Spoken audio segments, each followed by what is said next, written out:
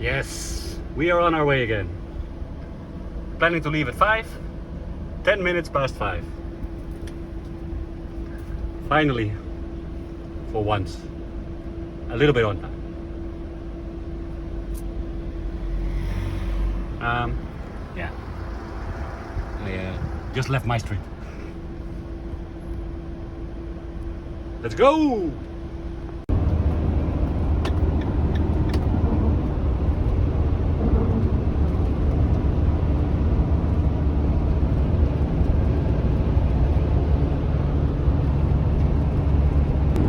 Since we're now in the long-ass country of France, let's do the Q&A. So, we're in a traffic jam already. The sun is almost going down. I thought I recorded it in 2 pieces. I will address now the most frequently asked questions from the comments. I have 4, and then tomorrow morning I will do the questions that you are now asking on Facebook and Instagram and in the YouTube in my YouTube post. So first question: why did I buy a house in a ghost town? Yeah, coincidentally. First I bought another piece of land in the same village. When I bought this piece of land, I didn't really have the idea that I wanted to buy the whole town. Of course, in all this time that I've been thinking about moving abroad or moving to Portugal, I have been thinking about, you see these articles about whole villages for sale for 100,000 euro. And of course this was like sort of a dream. But yeah, I don't have 100,000 euro, not even after 12 years of work. So yeah, I let that thought go. So last year I already bought the piece of land on the other side of the village. Yeah, as I was working on that and going to the village, I saw the other house for sale back then. And I asked Melanie from Homekey Portugal if she would contact these people. But the funny thing was, Melanie was already there also, and she contacted them herself already. And it was already on her website. So yeah, this was a nice house, and I really liked the quietness of the village. And the idea started popping in my head again about owning a village and maybe making it for tourism or making a community or something. So yeah, buying the whole village thing is kind of a new thought. Yeah, I don't have 10,000s of euros in the bank, so I first need to make a little bit money before I can buy the rest of the village, you know. So it isn't really a well thought out plan yet. Let's keep it to that. But yeah, to elaborate a little more on it and my personal story, it's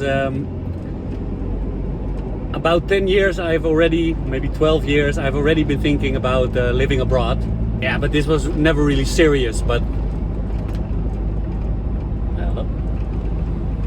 this was never really serious, but just in the back of my mind, you know, that if I would make some money with my own business, then eventually I would buy something abroad and maybe transfer to only doing web development business.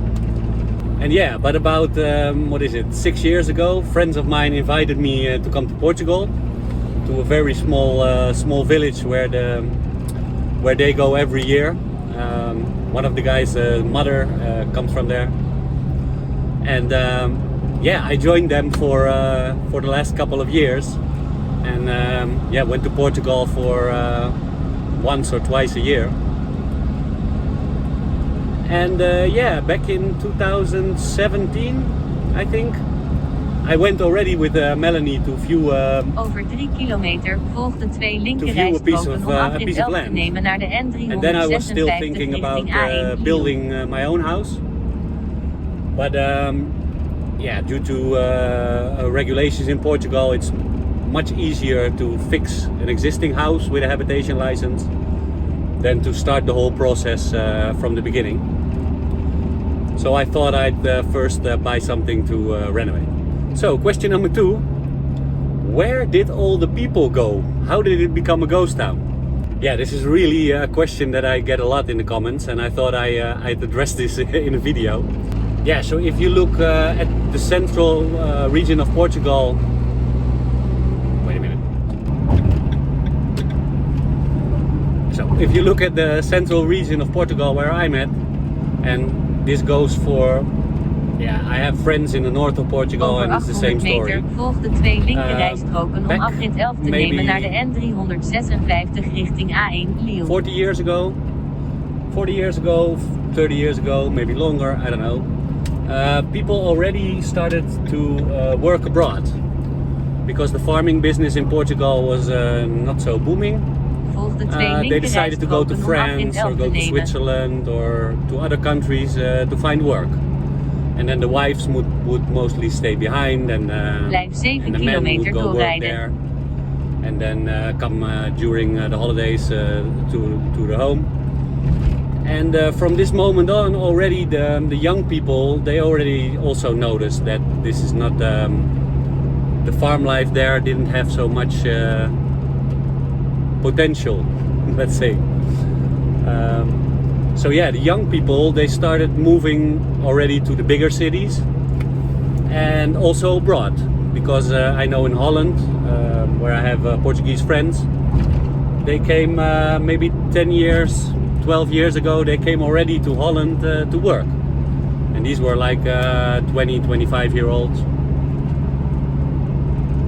So yeah, slowly all the people moved out of the small villages, and of course the older people they died. And yeah, so eventually after this happening for 30 years, some villages are completely empty. So as for my village, yeah, recently there were still inhabitants there. One of the last people who lived there died about 2 years ago, I think. Maybe even shorter, a while ago.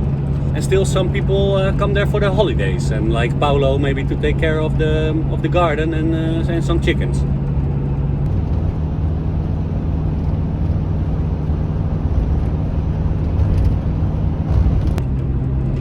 Then the third question. I tried to address this already in the Ghost Town tour video, but apparently I wasn't really thorough in my explanation. What's for sale in my ghost town? Yeah, and yeah, if you watch the ghost town tour video, you'll see that I also mentioned there that it's hard to track who are the owners of the properties. So there's a lot of abandoned stuff, and people may want to sell, but sometimes this is inherited from father to children. Is inherited within the family, and sometimes even the inheritance don't even know that they own this piece of land or this building. So yeah, and since it's a privacy matter, why you cannot just look anybody up in a register to see who owns what. So actually the only way to do this is to inform with the people who recently lived there or who are still living there. And if you have then, for instance, the other town where I go with my sister in the Exploring Ghost Towns video, Mahadil, this has been abandoned a long time ago, and it's quite impossible. And it's quite impossible there to track who was who owns the buildings that are still there. I know already of stories of other people who are. Wait, let me see, because I need to see where I'm going. Pari. To the left. So yeah, I know already stories from people who tried to find out because they were also intrigued by this small abandoned Mahadil village, and they tried to track down owners, and they couldn't. And these people are Portuguese, so But like I said in the Exploring Ghost Town videos, I have connections now. I bought 2 pieces of land in the same village. So I'm in touch with the... So actually, Melanie is in touch. To find out who owns the other pieces of land. 1 kilometer doorrijden op de that A1. are, in general, that are in the village. Over 600 meter, hou links aan bij de splitsing en blijf op One de other A1. thing. I mentioned in the last Ghost Town tour video that there was something with Paulo's house. I was standing in front of the house and saying I'll get back to this later. Hou links aan bij de splitsing en blijf But op as de you may have A1. noticed, I didn't get back to it. And that is that Paulo is going to rent out his Blijf house. 192 kilometer doorrijden op de A1. It'll not be published anywhere for now. Paulo is getting rid of all this old Portuguese stuff in the house. And I actually have some very nice beds. Because all the beds in Paulo's house are 1.70 m. And yeah, for most Northern European visitors, that's not gonna work. So I got him some really nice beds. And for people who maybe want to come look at my ghost town, or people who are looking also for a house in the area, it's gonna be like a cheap Airbnb. Let's say that. I'll keep you posted on that in the next vlog video. But I thought I should mention that. Then the fourth question: where is SIS? Yes, where is SIS? So SIS has gone to me 2 times to Portugal. First when I bought the first land, we camped there on the land for a week. And last time she went with me for 2 weeks to do the first stuff on the house. But yeah, Sis doesn't live there. And yeah, Sis has her own life also. But one very interesting thing, what Sis is doing now, otherwise she would have maybe come, is that she started a retreat center. She has a very nice house in Holland, in the Utrecht area. It's right in the center of Holland, and she lives just on the border of the city with a nice house with a garden. And whoa! And she has animals, pigs, and goats, and a jacuzzi and a sauna. And she's now started a retreat center where she has like these day packages where people can stay and relax and enjoy some peace and quiet, like it is in the ghost town, peace and quiet. So she has a website. I'll scroll it by here. I'll probably it'll be in English also soon. Like it's a quiet, like meditative kind of environment. If you miss Sis, let me know in the comments. Sis is also responding in the comments to messages. So maybe I'll visit her next time I'm in Holland. Just tell her you miss her, if you do. So now the sun is almost completely going down. Well, not exactly. Ooh, that's beautiful.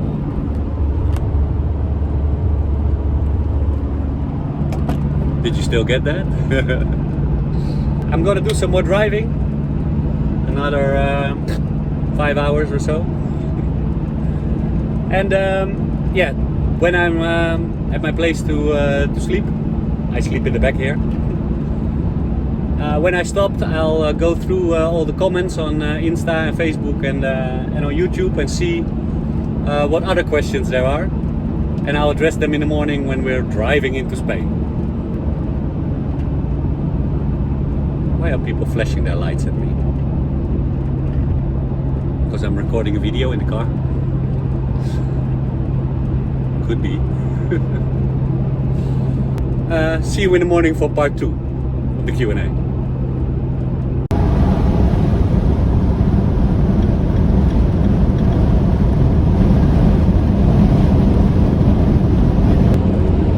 So, I hope you can hear me right.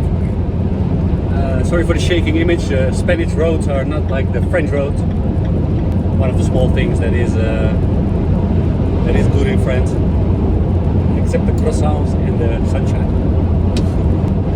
You might be thinking, why did he wait until he's on the Spanish roads?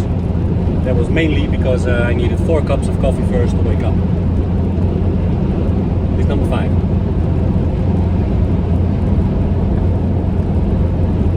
And I wanted to wait till the Spanish roads level out a little, because these mountain roads, I cannot keep my attention to the video all the time. Get distracted by the driving. Well, I'll pay good attention. How do you like the shirt? I thought I'd make a promotion shirt for myself. Great, huh? Little provocative, but hey. Okay, so I had an iPad here with the questions. It's now falling down.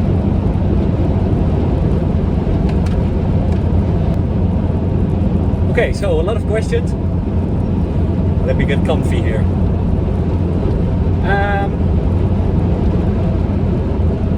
Are you going to live permanently? Or renovate as a hobby and keep it as a holiday home? Well, actually, eventually I do want to go live there. At first I had a really big time span, but as I'm and there goes the iPad. Okay, let's finish my talk first. Yeah, well, the more I come there, the more I get the idea that that I don't want to take so long before I move to Portugal permanently. I do have, however, have my work. That's why I travel so much. There's another question for that, so we'll get to that in a minute. But no, I don't want to. Actually, the house I want to when it's the house when it's completely renovated, it will have a permanent house for me.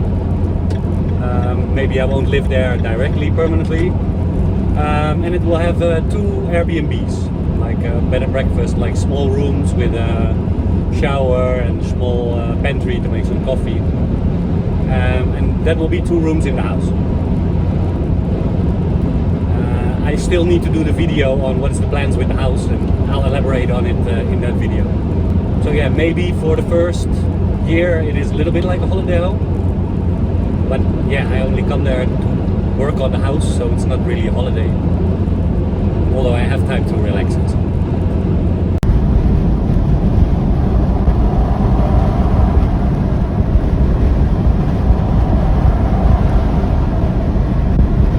Another comment, it takes you only 20 hours, do you take toll roads?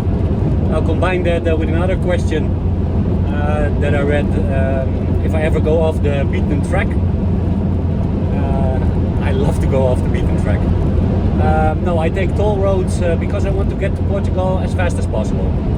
And I'm by myself, so yeah, if I would travel with maybe my SIS or maybe some other friends, I would stop and show them around, and maybe don't get off the beaten paths. But yeah, my main priority is now to get to the house to do more renovation. So yeah, I spend a little extra money, and it gets me there in 2 days, because if you don't take the toll roads, it will probably take you 3 days. I really don't want to drive more than 10 hours a day, you know. But normally for holiday, off the beaten track, always. Get down with the locals. Let me see. Can you renovate the house yourself, or do you need special permits for the municipality? I'll elaborate on this more also in what are the plans for the house video. I'll create it in the next couple of weeks. But yeah, I'll do most of the renovation myself with friends. I'll do the project management. Maybe here and there I will hire some Portuguese labor for small tasks that don't take longer than a couple of days. Because in Portugal you have the problem that sometimes people just don't show up anymore. So you have to give a tight grip on what you want from them. But yeah, I'll mainly do it myself. My house already has a habitation license, so what I can do to the house is how do you say this? The existing structure, if anything falls down or needs renewing, I can do that without a permission. If I, however, want to extend or maybe use other materials, or then I would have to have a license. Then it would need to be licensed by the municipality. For instance, a different thing, but I want a pool eventually, a professional pool. Yeah, this will need a license also from the municipality. For my other two lands with the ruins, it's a completely different story.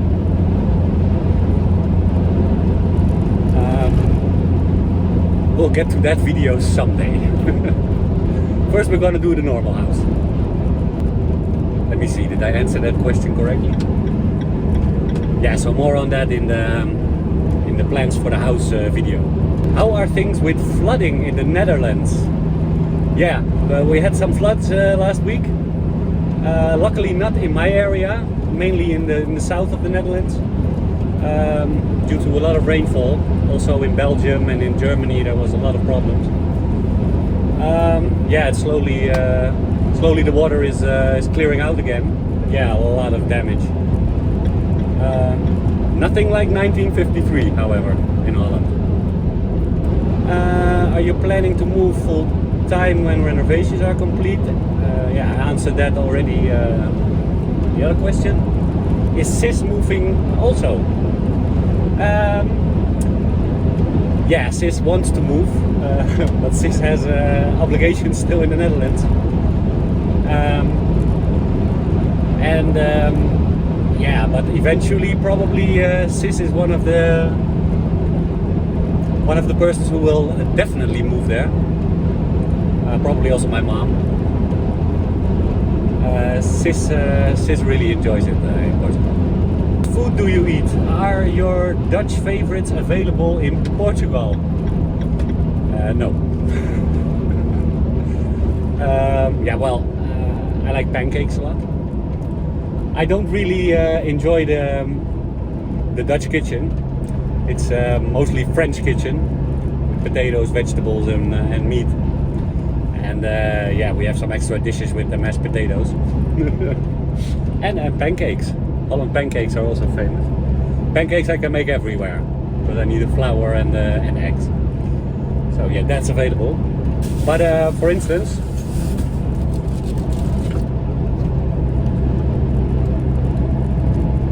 my peanut butter. I really need this brand. Otherwise I won't eat it. Yeah, this is not available in Portugal, so I take it. It goes on a peanut butter sandwich. Ah yeah, here it says I only know poffertjes and rolmops.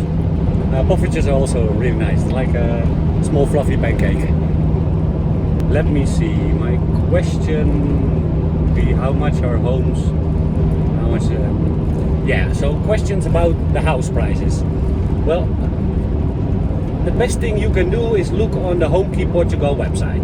This is all in my area, and you get an idea about the square meters and the condition of the building and what prices you can expect for that. This is really the best advice I can give. If you're not sure about what kind of property you want or what would be doable for you, then please ask more specific questions and elaborate a little bit on what you want. Maybe I can give some advice and send you some links for possibilities from the HomeKey Portugal website. A lot of questions.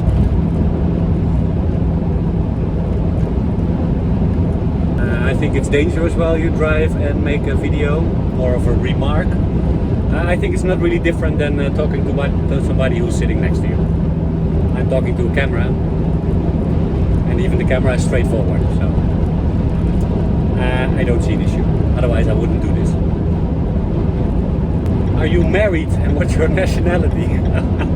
Ooh, personal questions here. Yeah, my nationality is Dutch. from Dutchland. No, no, from Holland, the Netherlands, main capital Amsterdam. I didn't grow up there. I lived there though. Married? No. I don't do relationships anymore, unless maybe there's an alien invasion. I tried a lot of different settings, but I think what I need is not available on this planet.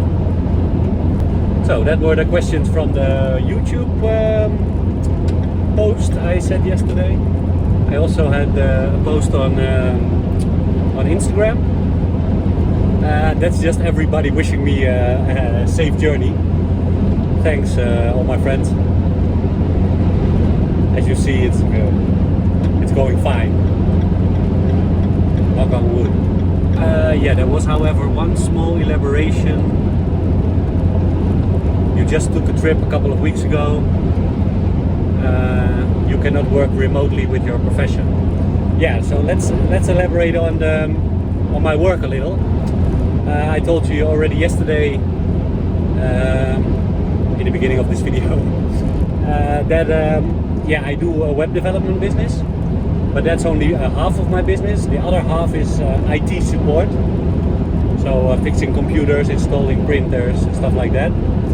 I have business clients, and yeah, this needs sometimes I need to attend physically there to place a computer or to connect a printer or all sorts of IT support stuff, and that's why I travel up and down Europe. If it was only for the web development business, this is also 50% of my business. I can do this completely from Portugal. That is no problem. So yeah, how is this gonna work out for the future? We have to see. For now, this is part of my main income. So unless I get 100,000 subscribers on YouTube, I still need to do this IT support work. But when the house is finished, and I'm probably gonna move into Portuguese tourism, partially. Yeah, we have to see what I can shift and make my money with. You do need money. Great shirt, huh? I like the red also because it's from, you know, you have the Portugal project with the YouTube thingy. Red YouTube. And then also on Instagram there was a subscriber who was really paying attention and seeing a different bus. Yeah, I have now gone to Portugal the last 3 times in 3 different vehicles. First was with SIS in the big bus, but this bus, it's an old bus and it really costs a lot of money to go up and down to Portugal. It was about 480 euros one way, so about 900 something for a return. So yeah, that was not really what I want to spend. So last time I took my Volkswagen Polo with the tiny Tim, the trailer, and yeah, this was very cheap. My Polo is a Blue Motion, and it should be able to make 30 kilometers on 1 liter. Yeah, really. So this costed me, I think, one way 180 euros. That's a big difference, right?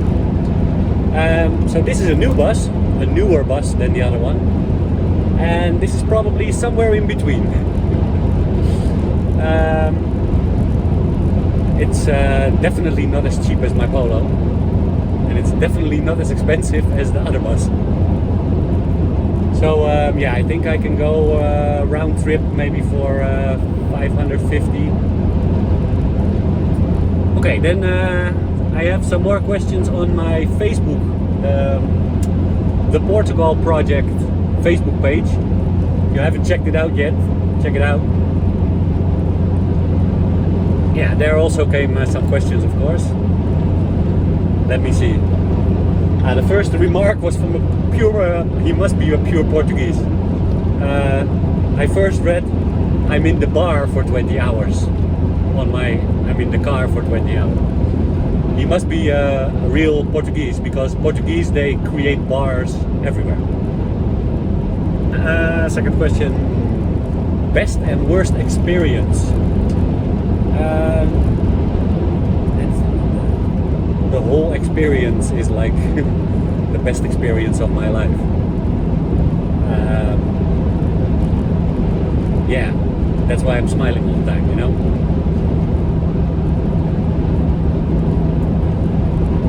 Worst experience is maybe the travel during COVID with the airplane. I lack sometimes in finding the right information, and then I just go. So when I had the trip to buy the house, I needed to take. It took me 2 plane tickets to get there. So yeah, let's say I missed my flight, and then I needed to book a new ticket. And on the way back, I didn't read things correctly. This was in the beginning of this year, and I read that I didn't need a COVID test to go back to Holland. So I was at the airport, and then the girl said, you cannot go. So then I had to arrange another ticket and do a test. So yeah, that was money-wise not a very good experience, and also for my Zen state was not such a good experience. You live always, sometimes you learn. Where are you going? I'm going to Portugal, to my house. 2 questions. How are farm prices rising, and what are the costs of living like? Yeah, so let's take for example the Homekey Portugal website. As I explained in the first part of this video, I was already looking for houses maybe in 2016, 2017, and I also was looking at the Homekey Portugal website at that time, and compared to now, there's a lot less available, for instance, under 10,000.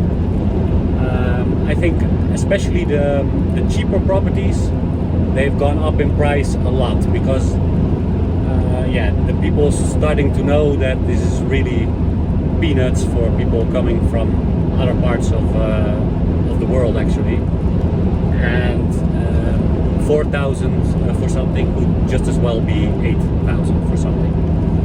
So I think there's a little jump made there, and a realization for people selling properties in Portugal. Also the demand is higher, and I've been talking with other people in the business also, and it's just steadily going up since last year. But now you see that they're over asking. Their asking prices are sometimes too high, and then you can cut off a little and get it a little bit cheaper. The cost of living, yeah, this surprised me. Some things are really cheap and some things are expensive. I think generally look at it like this. If I look at Holland, where the minimum wage is about twice as much, everything is half price in Portugal, except electricity, gas for the car, and strangely enough, supermarkets. Now you do have to look for the supermarkets, which ones you go, because there are some more expensive than others. They also have Lidl in Portugal, and this is more cheap than the Intermarché. But I'm surprised. It's about the same prices in the supermarket as we have in Holland, but there people make twice as much money. But buy from the farmers in Portugal. You can't get everything there. You can't get rice from a farmer in Portugal. But go look in your direct area and see what people are selling, because that's at least half the price of the supermarket. Hope that answered your question. And then I think the last question, but I've been talking for today only for 25 minutes already. So some of my friends don't really like the longer videos, it takes them too much time. This one is for you, Chantal.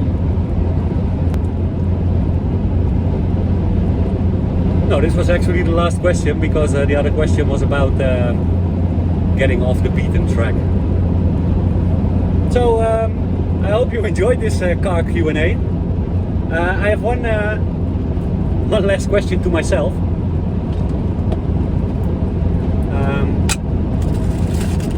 Why did I eat all these stroopwafels that I bought for Luke, from Luke and Sarah's Off-Grid Life?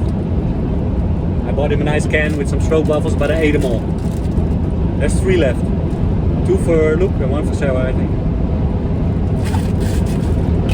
No, I felt so guilty that I bought some more. Let's see if we can get a taste test from Luke. So again, hope you enjoyed it. Yeah, we'll do a Q&A somewhere in the future. Keep an eye out for a post where I'm asking you for questions. I have about, what would it be? Maybe a 5-hour drive, 4.5 left. Portugal was 330 kilometers left. So I'm gonna enjoy some more peace and quiet here in the car. And yeah, if you like the video, like the video. And if you like my videos in general, well, maybe take a subscription. See you next time.